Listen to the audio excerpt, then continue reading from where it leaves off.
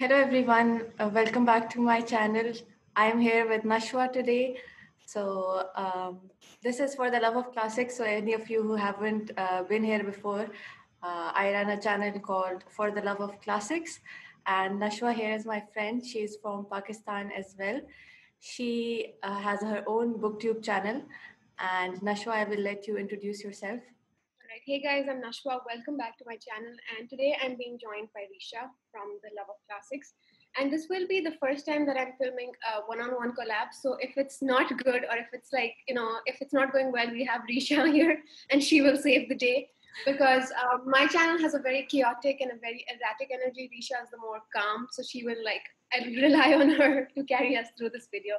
So, if any of you are new to this channel or Reesha's channel, let me introduce her by saying that I think it's one of the most informed channels on classics that I've seen from a Pakistani booktuber. And because Pakistani booktubers are somewhat of a rare phenomenon, we don't really see a lot of them. We started interacting, I think, a few months ago, mostly on YouTube, then on Instagram, and then finally enough to feel comfortable around each other to film a video. So, we'll talk about a lot of things, and I hope you enjoy this video. So Nashwa usually talks a lot about nonfiction, and Nashwa, I really appreciate the 1 month long Pakistani readers which you are doing. That's pretty amazing. I thought that was very cool. So it's like if anybody's interested in Pakistani writers or really good nonfiction, then you guys should definitely check out Nashwa's channel because she does an amazing job there. Nashwa, I had a couple of questions I thought we could ask each other out. So we are both from Pakistan, so that's one thing that's common between us. We don't usually read a lot of. We don't usually read the same books, but we are trying to. She's trying to read more classics, and I'm trying to read more nonfiction and more contemporary fiction as well. So, Nashwa, can you tell me why do you like to read nonfiction, and what's the motivation behind that?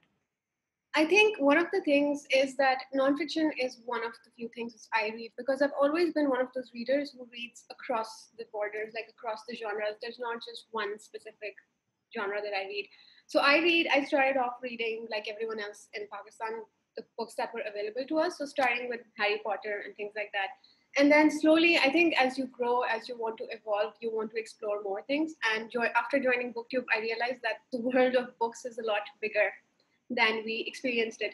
So that sort of grew my interest in other genres. I started reading young adults because I always assumed that it was something that was meant for kids. And then I realized that there's so much more. I started reading more literary fiction. I started reading nonfiction. And the reason behind reading nonfiction was that I started with a memoir, and it's one that is very, very close to me in terms of how much I valued it. And it's this one. It's Born a Crime by Trevor Noah. And I think this is the one that sort of introduced me to the genre. And now I try to read things that interest me across the genre, across different genres, because I feel like reading is not a one track thing.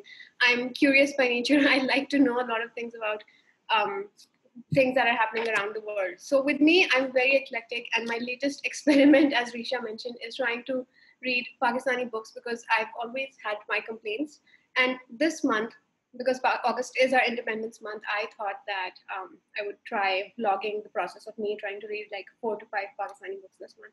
So the interest basically comes from the fact that I'm just curious and I like to I like to know things, and I read very, very widely. Ashwa, that you read like quite widely, and I have been meaning to read Born a Crime by Trevor Noah for ages. And every time I go to a bookshop, I look at it and I'm like, I'll buy you next time. Next Not time, but I never do buy it, and now you have made me want to buy it even more because I really want to read nonfiction, and I'm so scared. I mean, I am so comfortable reading classics, and I'm so scared of picking up a nonfiction. I'm like, ये मुझसे नहीं होगा. लेकिन now that I'm listening to you, I think I should definitely try because it's all about like challenging yourself and moving out of your comfort zone. Because I was reading young adult and chick lit and contemporary fiction for so long, and I realized that I was so bored of it. I knew how the story would end. I knew what would happen. I knew the language. I was so comfortable in being in that space, and it took like courage to move away from that. And now that I have, I'm so happy that I've discovered something new and even more brilliant. And I think now nonfiction is going to be, the next step for me. I feel exactly that way about classics because I'm intimidated by them. Like I studied English literature in school and I know the classics that I've read, but someone who, I always find them hard to get into. I think the language for me is difficult because I'm used to a more contemporary style. So don't be intimidated by them. It's just like picking the nonfiction that you're interested in because a lot of people will recommend very heavy nonfiction to you. And I would just go with the subject that you're interested in because I like Trevor Noah as a person, his personality, and I was like, I want to see what he's about. So that's one of the things that when people recommend a book to you, like a classic, people are always like start with Jane Austen, and I wasn't interested in it for the longest time until I was like, maybe I should check it out because my own interest developed in it. Yeah, I think that's really important that you need to pick up a book you're interested in because people say start with autobiographies and I'm like, I don't want to know about this person. Why should I read about him? And then that's correct. I really like Trevor Noah and I think he's really funny and really smart. So maybe it's a good place that I should start a book he wrote about himself. So yeah, that's a really good idea to start with something like that. So if you had to recommend, like we said, we would recommend one book to each other's followers. So if you had to recommend one book to my followers who are mostly interested in classics, but maybe want to try something new and want to read a non-fiction or a contemporary fiction or something by a Pakistani writer, maybe. So if you had to recommend something, what would you do? So I'm going to cheat a little and recommend two books because you've given me the option. Yeah, sure. So with my with my nonfiction, I would suggest that if you're interested in memoirs specifically, go with Born a Crime because Trevor Noah is such a universal personality. I feel like everybody knows him, and if you appreciate his humor, like his memoir is very powerful because he grew up in apartheid South Africa. So in the height of racism, when Black people weren't really allowed to interact with white people at all, so he talks about his own culture, his own history, his own country, and I think that's very important because it has shaped his personality and it has given him that perspective which he shares a lot of, which he uses to talk about politics. And from your channel, I feel like Middlemarch is one of your absolute favorite books, and you like it because it talks about human nature and different elements of it. I haven't read it myself, but it's one of those classics that I'm scared of. But based on that recommendation, I would suggest reading Cracking India, or in Pakistan, it's called Ice Candy Man by Bapsi Sidhwa. And if you are on my channel, you guys know that I've been about Bapsi Sidhwa this entire year. I mention her in every video. And I'm on a journey to read all of her books because that was the first time that I thought I felt really, really comfortable with a Pakistani writer who's expressing her identity. She is Parsi by faith, and that's something very interesting too because most of our writers write from a Muslim point of view, and that sort of gives her the point of neutrality. It makes her very, very neutral in the way that she talks about the politics. And specifically, this book I would recommend because it talks about human nature. It's about the partition of India and Pakistan, but it talks about the different groups of people without banding in all their religious identities together. So if you're from Pakistan, you know that we don't tolerate anything from India, they don't tolerate anything from us. It's very political in a way. That's very But this one basically puts all humanizes the partition for you because we've been taught the politics of it. So you can see the people behind the religions and what their motives are. So I think it's a very, very powerful book. It's informative, and it would maybe satisfy the people who are looking for that kind of thing. Yeah, and if anybody wants to get it, it's also available on book depository. So it's like available everywhere. They have this not just in Pakistan, it's in publication everywhere. So you can get it easily as well. I'm going to buy that one as well because it really sounds interesting that because it we have been listening to the partition story since forever and it's always full of anger and resentment and so much political background behind it that it's very difficult to stay impartial and neutral to the whole situation. So it's very good that you mentioned this book. I'm definitely be going to check it out, and if you guys are interested, you should check it out as well. If I had to recommend one book to your followers, that would be a classic because that's what I'm sitting here and promoting. But I would like to say that I am going through this journey as well. When I started reading classics, I had only read a couple of them, and that's when I started this channel. So I've been reading them with my followers throughout these years, and it's really fun to. I get recommendations from people because I don't know which classic to choose next, and people recommend that you should try this one next. You like this one because this is the one you liked, so definitely you should check the other one out.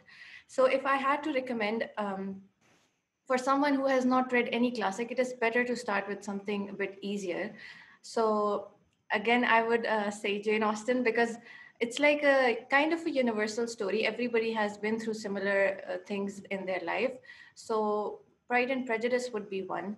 If you don't want to go into the, the family drama, the romance side of the classics, then you could try something else. There are sci-fi classics, there are horror mystery classics, so you don't have to read the romantic side of the classics as well.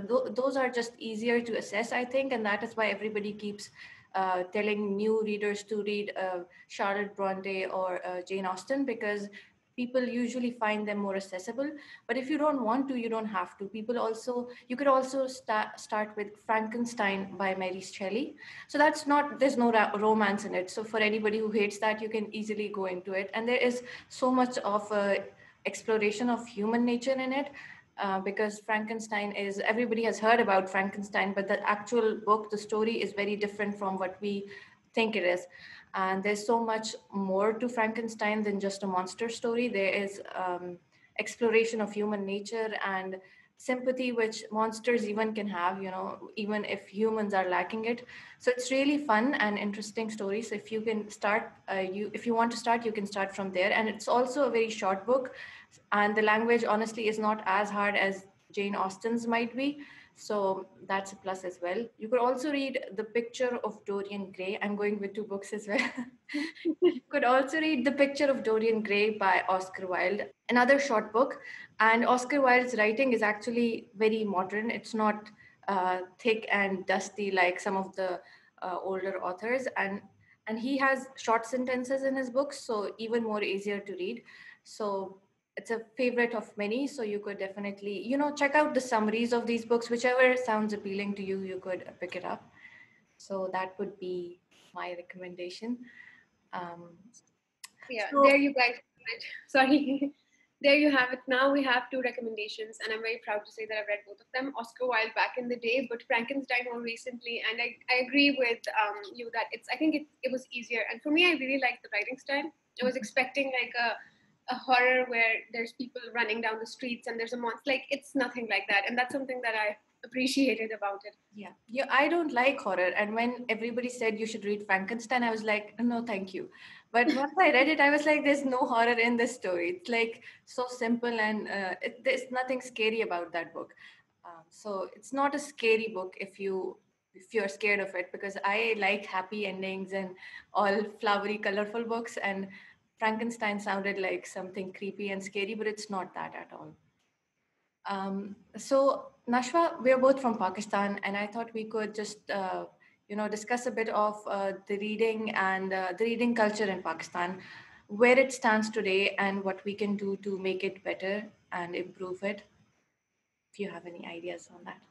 So I feel like reading has not been a very prevalent culture in Pakistan generally, and I feel like over the time, is when I'm looking at it now, I think it's increasing because I think there's a lot of young people who I'm seeing on Instagram with their Bookstagram accounts and they're reading. So that's slightly encouraging for me to see, or maybe I'm more aware of it. But when I was growing up, it was one of those things that was never considered cool. Like, if you read books, like, you're a nerd, you're all of those things which are associated with people who are not fun. Like, that's the idea of it. And that's something that carried with me through university as well, because I used to have a lot of free time between classes, especially in the first year or first 2 years, because it wasn't that heavy. So whenever I would be on break and I didn't really know anyone, I would like take out a book and just sit in a corner and read. And I would literally have people tell me that, that's like, you think this is fun? Like, this is not something cool. And when I graduated university, like, I saw the same people posting pictures of books on their Facebook pages. And I was like, okay, something has changed. Either it's, you've realized how books are, or the fact that, you just weren't really aware of it before. So for me, it's something that I've always felt like I did on my own, in a way that I didn't know a lot of people who read as much as I do. Because there will be people who read like one odd book a year, and you will find, like, things like Mark Manson's books, The Subtle Art, and his self-help books, things that like really soar in popularity because, so for some reason they're very appealing. So when I was growing up, I think there was not much of a reading culture. And even in my family, like I don't know many of my family members who read. Like I would push books on people and they would be like, no, it's okay, we'll watch the movie instead. So I think like it wasn't there, but as I'm seeing it now, I think it's increasing, and even more so, like I'm encouraged because I feel like now I have a platform where people, for some reason, they watch the videos, and for some reason, they find it helpful to like also spread awareness, not about Western books, because I've been reading a lot of those all my life, but now I want to give a little bit of like commentary on the Pakistani books which are available to people here, because that's another part of the reading culture in Pakistan, that we have massive bookstores, but for some reason the books are becoming really, really accessible. And somehow, if you're a student, it becomes really hard for you to pay for your books yourself. So I wanted to encourage like more Pakistani books, because even if you have to pay for the price for it, you'll probably find them in a library, in your school university library, but you'll also find like cheaper copies there, and it's something that's available to you. So if I'm hyping up a book that I read 3 years ago by a Western author that somehow I acquired the copy of, that's not really helpful to a Pakistani reader who's watching me. So that's why I'm trying to read more Pakistani books, and that's how I'm trying to help, in a way that, oh, this is Bapsi Sidhwa. I discovered her, and she's like very popular in Pakistan. You'll find her books in every bookstore. So like, why don't you start from there? Yeah, that's amazing what you're doing, Nashwa. I really, really appreciate it because I never knew about Bapsi Sadhwa, and I'm from Pakistan and I am a reader. I think I consider myself a reader. I usually know about all the authors and books which are available, but I never heard of her.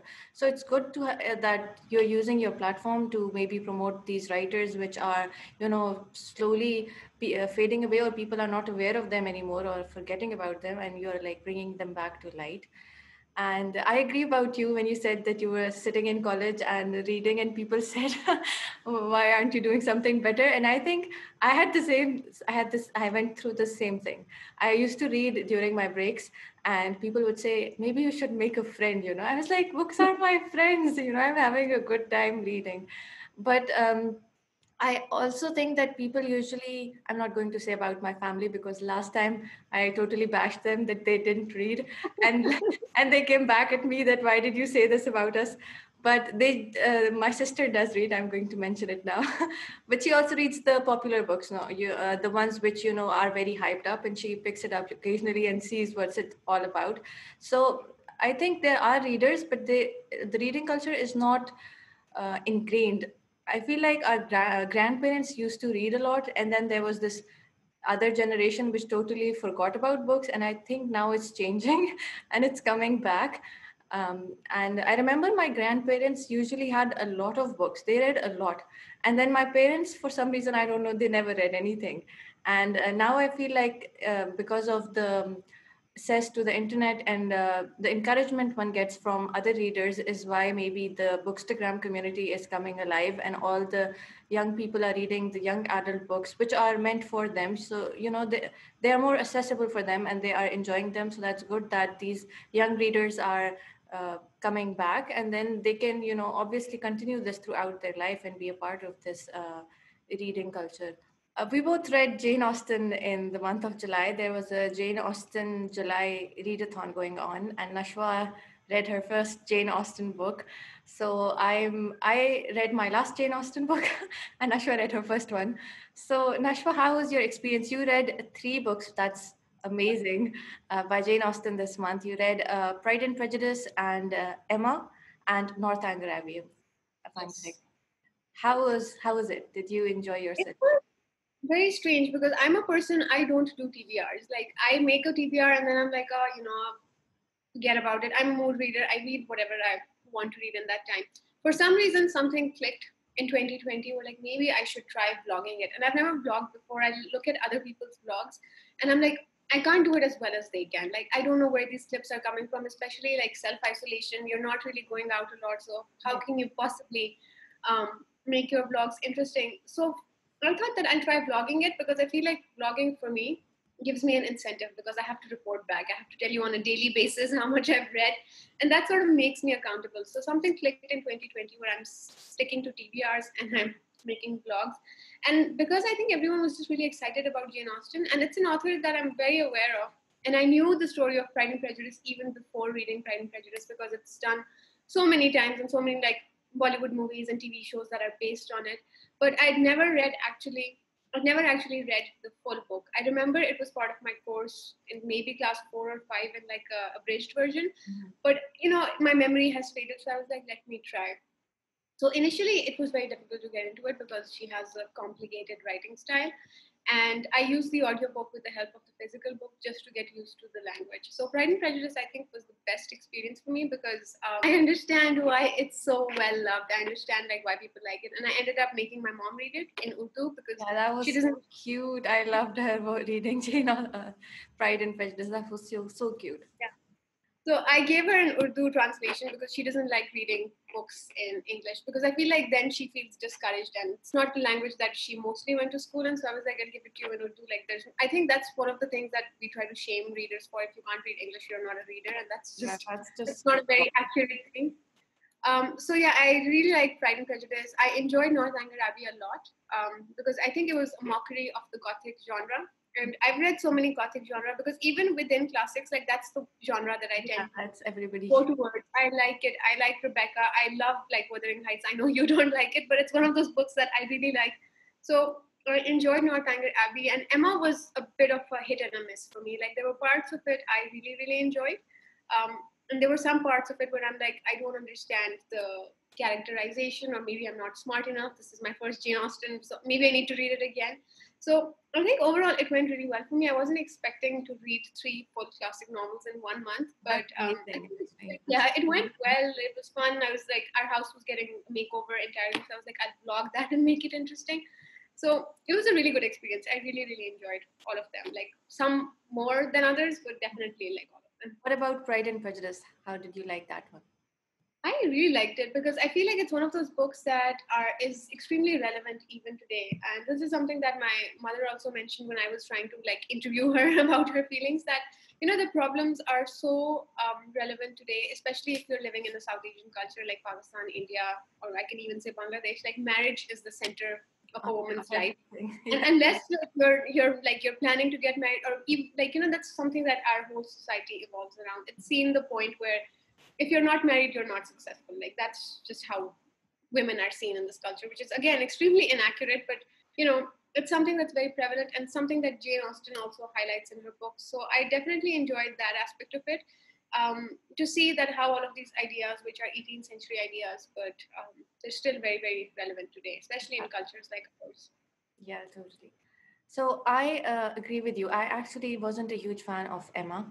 I thought it was the longest of her works and it got a bit boring because of its length, I think.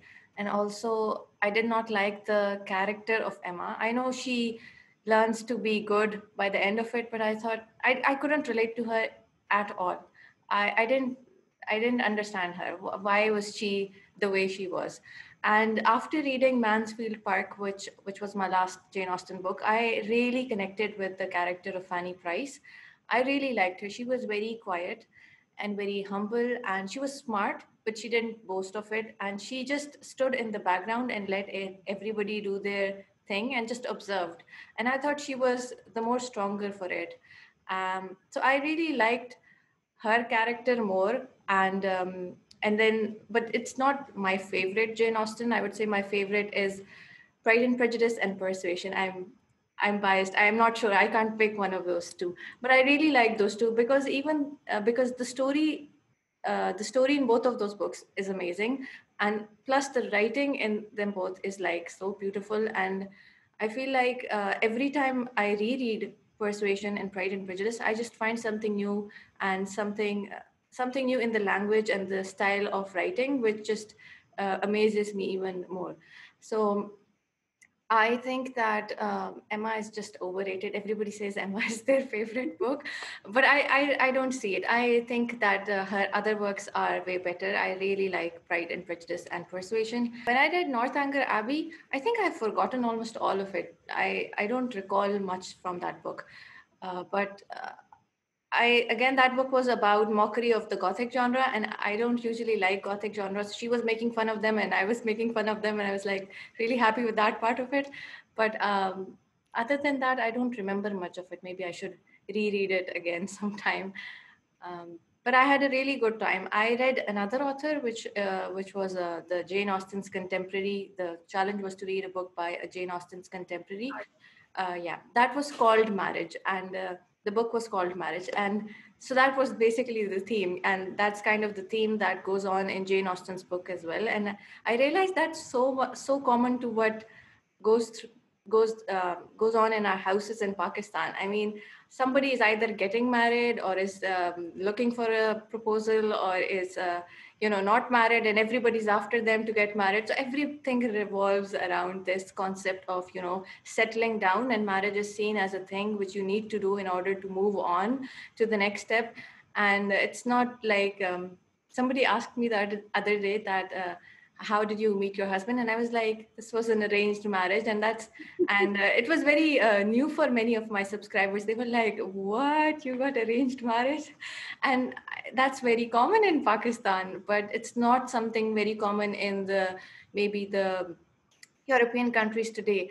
But it was very common when you go back a couple of 100 years back, because Jane Austen is talking about it. Women are getting married for, very monetary reasons and not just love. And if they were getting married for love, they were either making a very wrong decision, or maybe there's a small chance that finally finding the right person for themselves. So that's thing which is very common between these two very different time zones and very different cultures, Pakistan and maybe the 18th century Europe.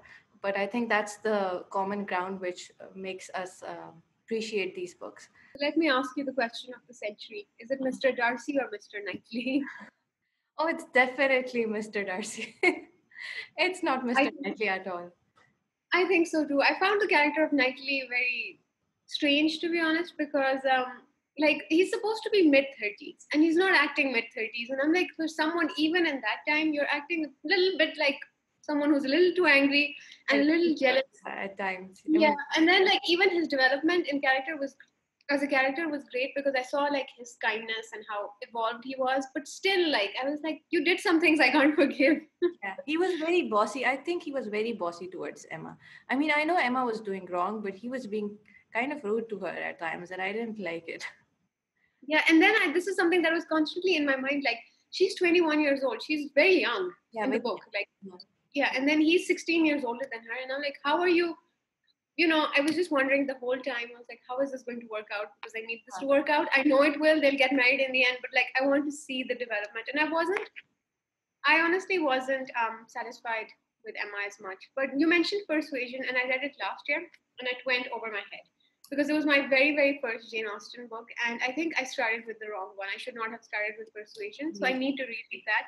And now I'm interested in Mansfield Park too, because that's the one that I don't have. And everyone tells me that it's the worst one. It's the most boring one. Like, it was the worst one. And I think that is because we don't see the maybe the courtship scenes in Mansfield Park. There's no courtship scene in Mansfield Park, so maybe that's why it's not as popular, because there are a lot of scenes between Mr. Darcy and Elizabeth Bennet in Pride and Prejudice, which are the popular scenes from the book, but there are no such scenes in Mansfield Park, and maybe that's why everybody just like puts it to the back.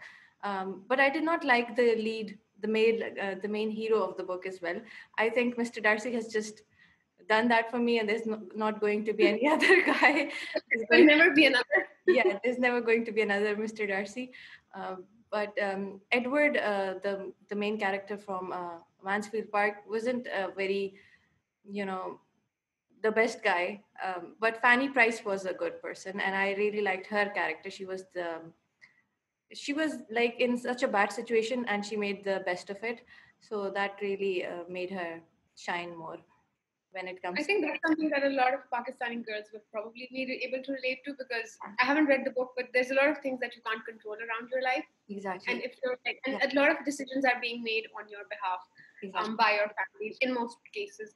So I think that's something that I'm interested in now. Yeah. Because now I see it from a different perspective. I think I think I'll give it a go. Not this month, but sometime this year, hopefully. Yeah, we have saturated ourselves with Jane Austen for a while. We need to for a while. Because I also watched a lot of adaptations. I watched the BBC Pride and Prejudice. I watched the BBC Emma, and I watched the Austen. So I think I overdosed a little. I was like, this is getting a little out of hand. But I liked Emma more than the book, the BBC adaptation. I think it was condensed. It was concise. I liked it a lot I more. wish there was a better film of Persuasion, because the ones which are, there are two film adaptations and they are both like the BBC adaptations. There's no big major production of Persuasion, and I think there never will be. There was a meme on Instagram that there's never going to be a film adaptation, proper one for Persuasion, and that made me sad. But I think there needs to be one which better represents the book, because they always make the main characters so different from what I thought they would be after reading the book, and the ones in the film are just so different. But I think it's the story of a lost love. So they fall in love, and then they come back to each other and get a reconciliation, and that was a very sweet thing about that book, which I liked. And then throughout that book, the heroine, what's her name? And uh, and Ellie. Elliot, yeah. And Elliot I have a actually, memory. yeah. And Elliot stays, very calm and patient throughout those 8 years of separation. And, she listens to everyone in the beginning, but then she doesn't get angry at them, even though she has, lost something which was very important to her. And then at the end, she finally overcomes that persuasion and, makes her own mind and makes her own decision. And that's really, I think she was very courageous in that way. Now I want to reread it, but like not in 2020 at least, because I think I started with the wrong one for sure. Yeah, yeah. Maybe it's. I think I read Persuasion once when I was very young, and then I don't even remember it at all. And then I reread it in class eighth or ninth, and maybe then I started to realize that okay, I like it. And then the same thing happened with Pride and Prejudice as well, because it took me a while to get into the language. I was very young, so I didn't understand many parts of that book at that time. So I think that's all we wanted to discuss. We wanted to discuss Jane Austen and some of our general reading experiences. If you guys liked this collaboration between me and Nashwa, let us know. We would love to do more if you guys are enjoying Interesting. it. Yeah, if you are interested, we would love to make more, because we had a lot of fun. We got to know each other better after our first call together, and even now I feel like I'm more friends with Nashwa than ever. um, so um, I think that's it. We should Yeah, I think so. I think the first call that Reesha mentioned was us trying to figure out how to record a video on Zoom, and it took us 35 minutes, I would say, to yeah. figure out how we can possibly record at the same time. So I would just like to thank you, Reesha, for because she reached out to me. She's like, "Do you want to do a video together? I think it would be a good idea." And I was like, "I think that's a brilliant idea because that would be fun." But also, like, if you guys aren't subscribed to her, I'll leave her description and everything, all the links. I'll link Nashwa's channel down below. You should definitely check her out. You're not going to be disappointed. Yeah, so we will promote each other shamelessly.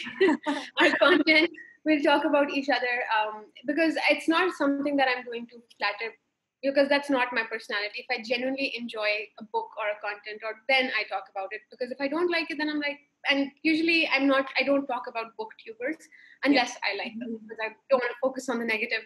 But I think like it's a very valuable channel because it's one of the most comprehensive channels on classics you will find. Like I'm hearing about all these classics that I've never heard of.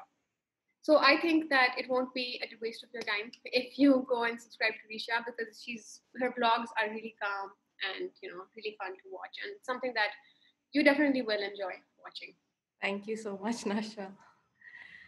Okay, guys. So we'll link all the details down below, and I think we are going to end it here. We'll see you all in our next videos then. Bye. Bye.